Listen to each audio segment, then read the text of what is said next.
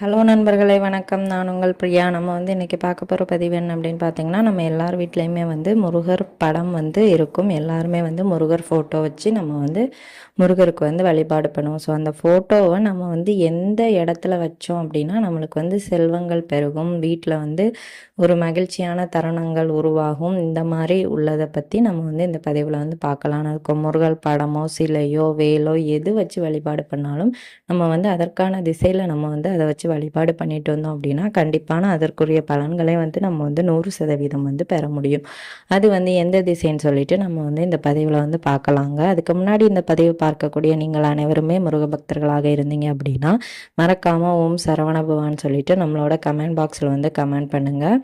நீங்கள் இதுவரைக்கும் நம்மளோட சேனலை சப்ஸ்கிரைப் பண்ணாமல் பார்த்துட்டு இருந்தீங்க அப்படின்னா மறக்காமல் சப்ஸ்கிரைப் பண்ணி சேனலுக்கு சப்போர்ட் பண்ணுங்கள். நீங்கள் சப்போர்ட் பண்ணுறது சேனல் க்ரோத் ஆகிறதுக்கு ஹெல்ப்பாக இருக்கும். இப்போ வாங்க நம்ம பதிவுக்குள்ளே போகலாம். ஸோ நம்ம எல்லார் வீட்லேயுமே முருகர் படமோ சிலையோ இல்லை வேலோ வச்சு வழிபாடு பண்ணிட்டு வருவாங்க. இப்போ இருக்கிற இந்த கலியுகத்தில் முருகப்பெருமானோட பக்தர்களாக எக்கச்சக்கமான மனிதர்கள் மாறிக்கொண்டு வராங்க. அவங்க கிட்ட போய் கேட்டோம்னா முருகர் அவர்களோட வாழ்க்கையில் செஞ்சிருக்கக்கூடிய அதிசயங்கள் வித்தியாசமானதாக இருக்கும். நம்மளுக்கு ஒரு வாழ்க்கையே வேண்டாம், நம்ம இந்த வாழ்க்கையை முடிச்சுக்கலாங்கிற தருவாயில கூட முருகப்பெருமான் நம்மளுக்கு நம்மளோட வாழ்க்கையில பலவிதமான அதிசயங்களை பண்ணியிருக்கிறார்.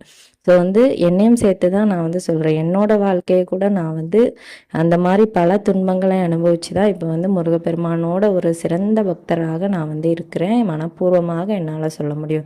என்னை போல் நீங்களும் பலவிதமான கஷ்டங்களை அனுபவிச்சு தான் முருக பக்தர்களாக இருப்பீங்க. கண்டிப்பாக இருப்போம்.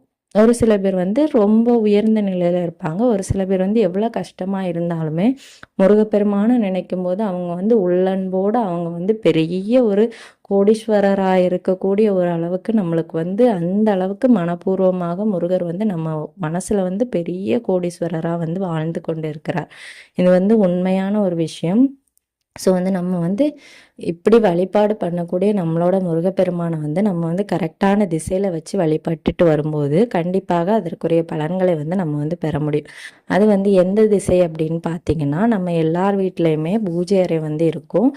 பூஜை அறை இல்லை மற்ற எந்த இடங்கள்ல நீங்கள் முருகர் படங்கள் வச்சு இருந்தாலோ இல்லை சிலை வழிபாடு பண்ணுறீங்க அப்படின்னாலோ அந்த முருகர் படம் மேற்கு திசை நோக்கி இருக்கணும்.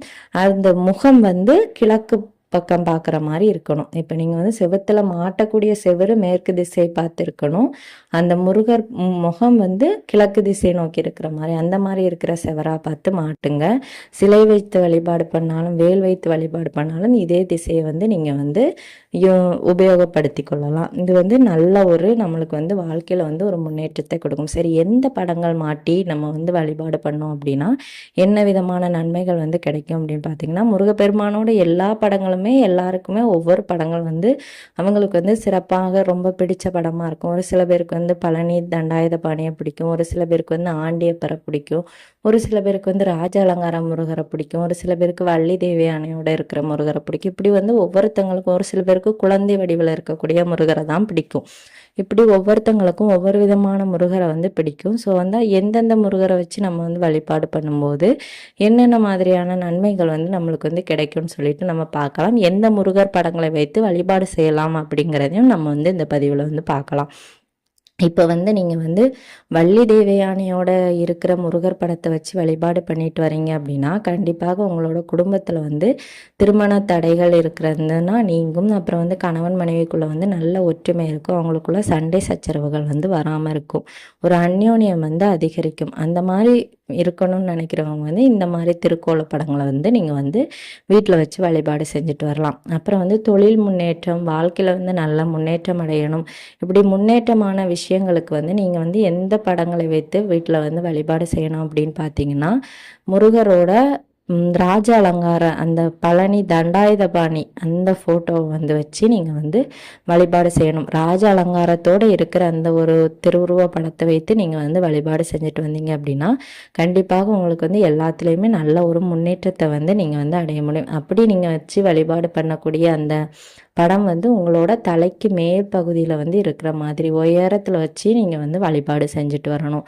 அந்த படத்துக்கு வந்து நீங்கள் வந்து செவ்வாய்க்கிழமை ஆனால் செவ்வரளி மலரும், வெள்ளிக்கிழமையில வந்து பன்னீர் ரோஜாவும், அப்புறம் வந்து புதன்கிழமை திங்கட்கிழமைகள்லாம் ஒவ்வொரு விதமான மலர்கள்னால நீங்கள் வந்து அலங்காரம் செஞ்சு அவரை வந்து வழிபாடு செஞ்சுட்டு வரும்போது கண்டிப்பாக உங்களுக்கு வந்து நல்ல விதமான ஒரு பலன் வந்து கிடைக்கும் அப்படின்னு வந்து சொல்லப்படுது. அதே மாதிரி நீங்கள் வந்து இந்த ராஜ அலங்கார முருகப்பெருமானை வந்து வீட்டில் வந்து வழிபாடு பண்ணிட்டு வரீங்க அப்படின்னா அவருக்கு வந்து நீங்கள் வந்து கண்டிப்பாக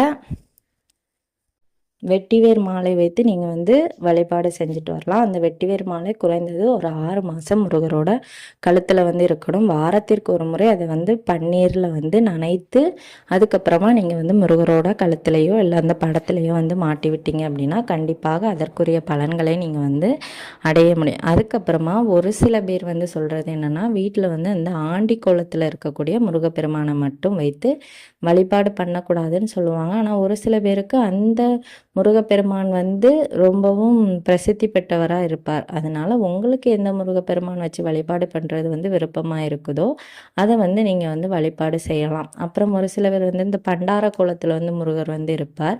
அந்த மாதிரி இருக்கிற முருகப்பெருமானையும் வழிபாடு செய்யக்கூடாதுன்னு சொல்லுவாங்க. ஆனால் ஒரு சில பேருக்கு வந்து அந்த முருகப்பெருமானை தான் ரொம்பவும் பிடிக்கும்.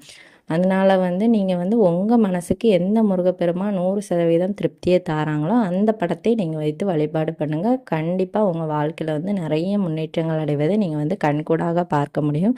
உங்கள் அனைவரையும் நம் சொந்த கடவுளாகிய கந்த கடவுள் எப்போதுமே காப்பாற்றுவார். இந்த பதிவு வந்து கண்டிப்பாக உங்களுக்கு வந்து உபயோகமாக இருக்கும்னு நினைக்கிறேன். உபயோகமாக இருந்தது அப்படின்னா மறக்காமல் லைக் பண்ணி ஷேர் பண்ணுங்கள். இந்த வீடியோ உங்களுக்கு பிடிச்சிருந்துச்சி அப்படின்னா உங்களோட ஃப்ரெண்ட்ஸுக்கும் இதை வந்து ஷேர் பண்ணுங்கள். நம்மளோட சேனலை சப்ஸ்கிரைப் பண்ணி நம்ம சேனலுக்கு சப்போர்ட் பண்ணுங்கள். இந்த வீடியோவின் முழு பதிவை பார்த்ததற்கு மிக்க நன்றி.